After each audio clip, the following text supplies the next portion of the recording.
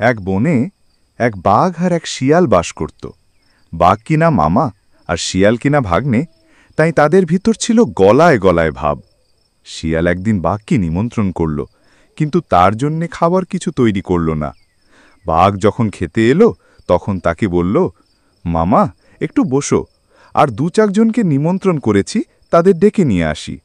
এই বলে শিয়াল চলে গেল, আর সে রাত্রে ফিরল না।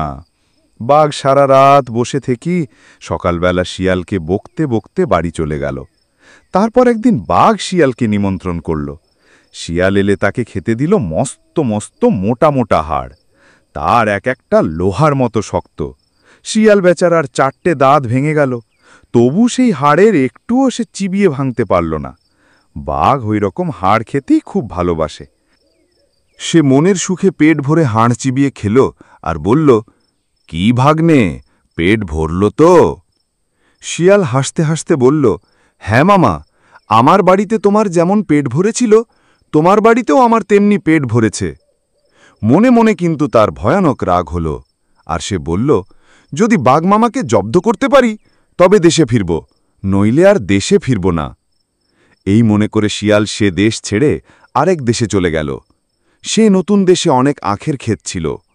শিয়াল সেই আখের খেতে থাকত আর খুব করে আখ খেত। যা খেতে পারত না ভেঙে রেখে দিত। চাষিরা বলল, ভালো রে ভালো, এমন করে আমাদের আখ কোন দুষ্টু শিয়াল ভেঙে রেখে দেয়, বেটাকে এর সাজা দিতে হবে। এই বলে তারা ক্ষেতের পাশে এক খোঁয়ার বা খাঁচা তৈরি করল। কাঠ দিয়ে ছোট্ট ঘরের মতন খোঁয়ার তৈরি করতে হয়। তার ভিতরে কোনো জন্তু ঢুকলে তার দরজা আপনি আপনি বন্ধ হয়ে যায়। তাতেই সে জন্তু খোঁয়ারের ভিতর আটকা পড়ে। চাষিরা যখন খোঁয়ার তৈরি করছে, শিয়াল তখন হাসছে আর বলছে, আমার জন্যে না মামার জন্যে, এমন সুন্দর ঘরে মামা থাকলেই ভালো হয়। তার পরদিনই সে বাঘকে গিয়ে বলল, মামা, একটি বড় নিমন্ত্রণ তো এসেছে, রাজার ছেলের বিয়ে, সেখানে আমি গান গাইব আর তুমি বাজাবে, আর খাবো যা তার তো কথাই নেই, তারা পালকি পাঠিয়েছে, যাবে মামা? বাঘ বলল, তার যাব না, এমন নিমন্ত্রণটা কি ছাড়তে আছে, আবার তারা পালকিও পাঠিয়েছে। শিয়াল বলল, সে কি যেসে পালকি, এমন পালকিতে আর চড়নি মামা।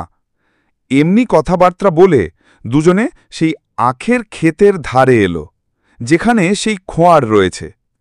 খোঁয়ার দেখে বাঘ বলল, খালি পালকি পাঠিয়েছে, বেয়ারা পাঠায়নি যে। শিয়াল বলল, আমরা উঠে বসলেই বেয়ারা আসবে এখন। বাঘ বলল, পালকির যে ডান্ডা নেই, বেয়ারারা কি করে বইবে? শিয়াল বলল, ডান্ডা তারা সঙ্গে আনবে নে?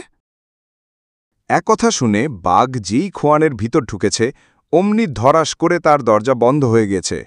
তখন শিয়াল বলল, মামা, দরজাটা বন্ধ করে দিলে আমি ঢুকব কি করে? বাঘ বলল, তোমার ঢুকে কাজ নাই, এবারের নিমন্ত্রণটা আমিই খাইগে।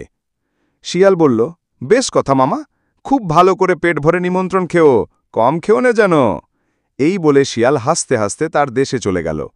তারপর চাষিরা এসে দেখল যে বাঘ মশাই খোঁয়ারের ভিতর বসে আছেন। তখন তারা কি খুশি যে হলো, কি বলবো। তারা সকলকে দেখে বলল, আন খুন্তা, আন বললম, আন যে যা পারিস, খোঁয়ারে বাঘ পড়েছে, আয় তোরা কে কোথায় আছিস?